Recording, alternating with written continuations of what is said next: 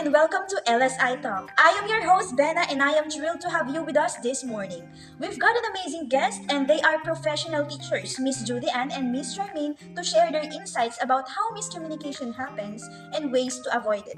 So, in this video, we just watch what does the narrator mean when he said, even when talking face to face with another person in the same room and same language, good human communication is incredibly complex. So, we have here first Miss Judy Ann. The narrator is emphasizing the inherent difficulty in human communication, even under ideal conditions. Even when people share the same space and language, their backgrounds, emotions, and interpretations can vary. After watching the video how miscommunication happens, when the narrator says that human communication is incredibly complex even in face-to-face interaction, he highlights several factors that cause complexity, which are the body language, facial expressions, tone of voice, the situation or environment, own perspectives, and how they process the information. For me, it is indeed human communication is incredibly complex even in face-to-face interaction due to various factors that they already discussed. In addition, the context is crucial. The shared experiences and cultural backgrounds influence how messages are interpreted. Moreover, people bring their own perspective, biases, and emotional states to conversations, which can sometimes lead to misunderstandings. The next question is, what is the transactional model of communication and what happens during this communication? Miss Julianne. The transactional model of communication views communication as a dynamic, two-way process where both participants act as senders and receivers simultaneously. In this model, messages are continuously exchanged and influenced by the context, environment, and feedback from both parties. Unlike linear models, it acknowledges that communication happens in real time with both parties shaping and reshaping the conversation based on each other's response. Noise and barriers can affect the flow of communication, but both participants actively work to overcome these challenges. The transactional model of communication is explained by thinking of communication between people as a game of catch. They send their message and receive feedback, and by that, it builds relationship and understanding. During the communication, both communicators can't help but receive and send messages influencing each other. The environment and individual experiences also shape how messages are created, interpreted, and responded to. Miscommunication can easily arise in the transactional model, which is the noise it creates distraction or emotional barriers that can interfere with effective communication. As for my answer, the transactional model of communication is a way to understand how communication works between people. It implies that communication as a simple exchange of messages, both sender and receiver are active participants. Feedback or the responses are crucial from the receiver to help shape the ongoing communication process and understanding of both. The third question is, what is the so-called subjective lenses and how does it create a negative communication between or among persons? Now, let's hear first from Miss Julianne. Subjective lenses are personal biases that affects how we perceive things. These lenses can cause misunderstandings and negative communication. They can lead to misinterpretations, assumptions, judgments, and a lack of empathy. To avoid these issues, we should be aware of our biases, listen actively, seek clarification, and empathize with others.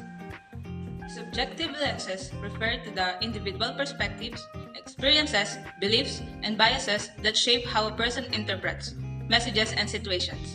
The context and background of each individual affect how they understand and react in a conversation. It creates negative communication in several ways, which are differing interpretations, assumptions, emotional filters, and cultural differences which led to frustration, conflict, and a breakdown in relationships. For me, subjective lenses in the communication process refer to the personal perspective, experiences, beliefs, and biases that individuals bring to their interaction. Each person's background influences how they interpret messages, react to others, and express themselves. Notice the lump of clay as the two persons play a game of catch. How does reforming of the ray of the receiver then throw it back to the catcher gives an idea of sending wrong information? Miss Judy Ann? The lump of clay metaphor illustrates how receivers interpret, reshape, and alter messages before responding. As the receiver reforms the message according to their own understanding or bias, the information may become distorted, leading to a version of the message that differs from what the sender intended. When the receiver throws back the reformed clay, the sender may find that their original message has been misinterpreted. This represents how even small shift in perception can result in significant miscommunication, leading to confusion or incorrect feedback. The context of the lump of clay from the video, the act in reforming the clay symbolizes how messages can be altered as they pass from one person to another. Imagine the initial shape of the lump of clay represents the original message of the sender. Then the reforming process is when the receiver receives the message and then reforms it with their interpretation of the messages. And finally, throws the reformed clay back to the sender. That's how it illustrates and potential for sending wrong Well, the lump of clay in the communication represents how some people conduct some changes in communication, in messages rather, based on their perceptions and experiences. In the context of two people playing catch, the throwing of the ball symbolizes sending a message, while the lump of clay represents the initial message or idea. When the receiver reforms the clay, it means they interpret or alter the original message based on their own subjective lens. This can lead to sometimes misunderstandings or misinterpretations. Now, teachers, from your own interpretation, how can you become effective in communicating with a person or with your group? Let's hear from Miss Julianne. To be effective in communicating with others, it's essential to actively listen, clarify misunderstandings, and be mindful of the nonverbal cues. Understanding your audience's perspective and adjusting your message to be clear and concise can minimize misinterpretation. Encouraging open feedback helps ensure that all parties are on the same page. Empathy, patience, and openness to dialogue can greatly enhance communication within a group or with individuals. By fostering a collaborative environment, you can improve both understanding and connection.